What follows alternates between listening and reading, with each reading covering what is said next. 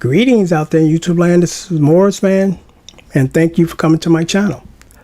I'm going to do another video because I actually meant to put this portion or this comment into the other video I did called "This is Ridiculous Part 2," but I actually did write down. I didn't look at it before I went on the air, so I don't know what I'm going to entitle this. It'll be something tied in with the ridiculous video, but it's basically about how you try to do business with people or interact with them and they just on a whole nother funky page. It's like, come on, man, really?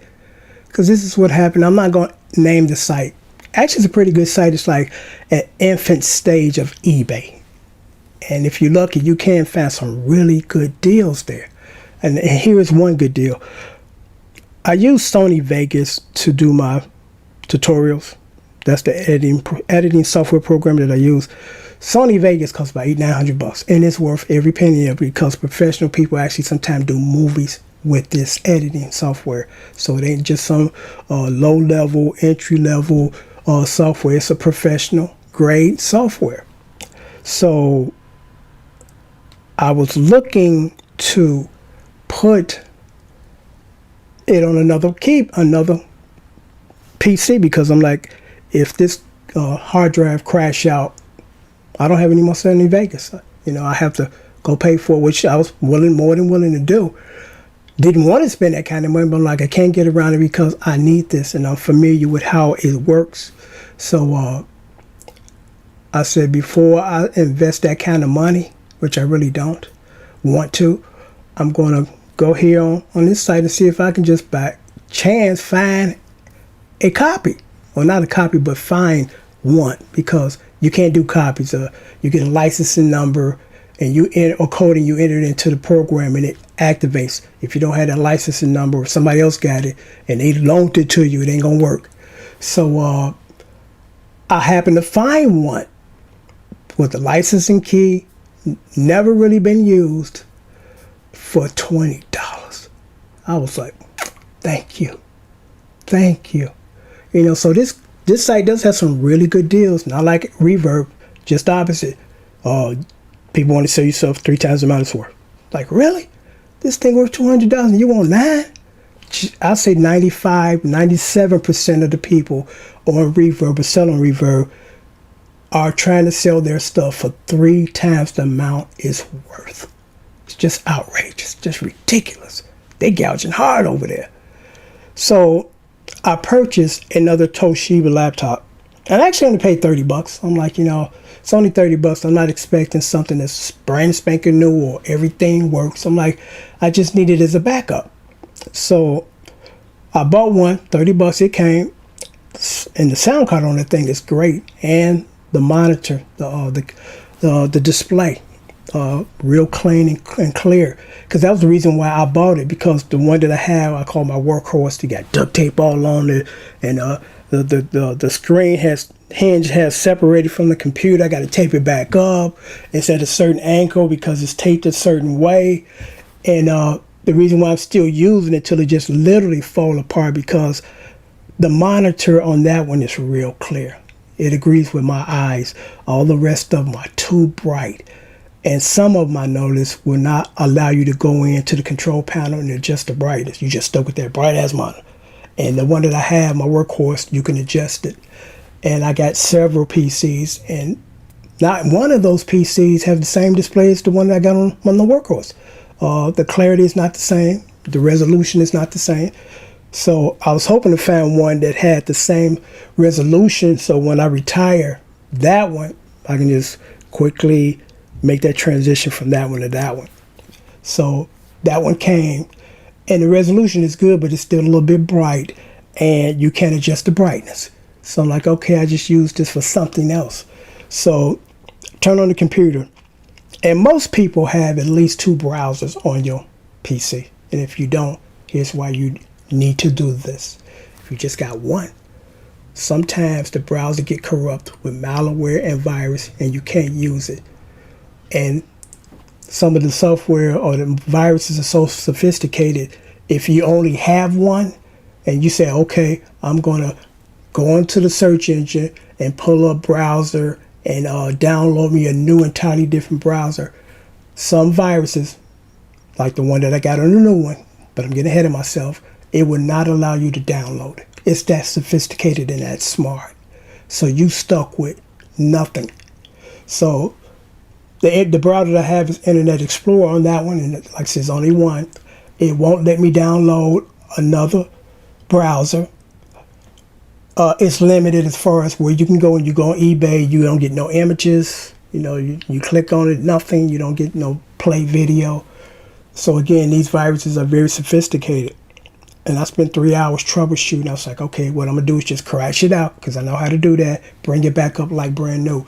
It wouldn't even allow me to do that, because it was one step ahead of me. It's like, I know what they're going to try to do to get me up out of here. They're going to try to get another browser and then delete me out of here.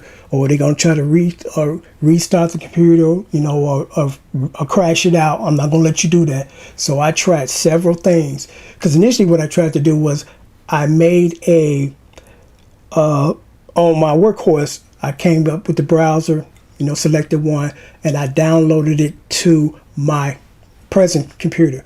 Then I was going to take a zip drive or a flash drive and dump the browser setup onto that, and then download it into the new computer. So that way I don't have to go get around using the browser to get another browser. But unfortunately now, because I've done that before, but unfortunately now it wouldn't let me do it. It said that I couldn't copy it over to another medium because all of the properties of this one would not transfer over. So I did try to do it. It didn't work because all the properties weren't there.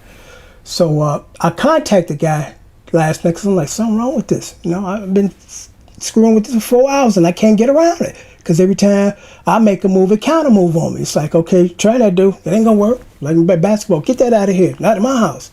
So I contacted the guy and I said, did you test this computer before you sent it to me? Because it has very limited internet ability. And it didn't have any until I troubleshooted it and got some of it. Because how I was able to get some of it was a gentleman on YouTube was kind enough to explain why. How to get around it, because I kept getting this security notification thing and it wouldn't allow me, to open up this browser and don't trust it.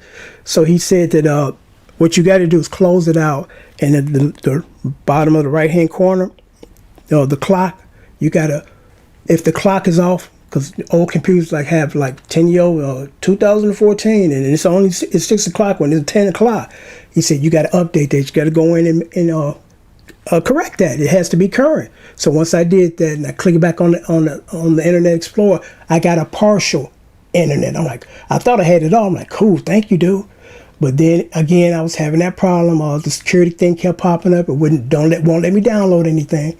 So I contacted the guy. I said, did you test this before you sent it to me? Because the internet's not working. And I'm like, and that's the purpose of the computer, so you can go on the internet. So he's like, I don't understand. You need to contact support. I'm like, contact who? This computer about 10 years old. There's no warranty on this. So then his response was, no, I don't have technical support. You have to contact the website like eBay. It's like saying, contact eBay because my item that I sold to you ain't working. That makes no sense at all, dude. None. Because that site is not set up for technical support of the things that people sell on there. So I don't know what he was talking about. It made no sense. Now it's like, I only spent $30, so I'm not going to make a big deal of this. I can actually use it just to watch DVDs, listen to some of the music that I do, the files. And I'm going to store some of my bundle information on there, so whenever you guys order it, I can just burn a copy right off there.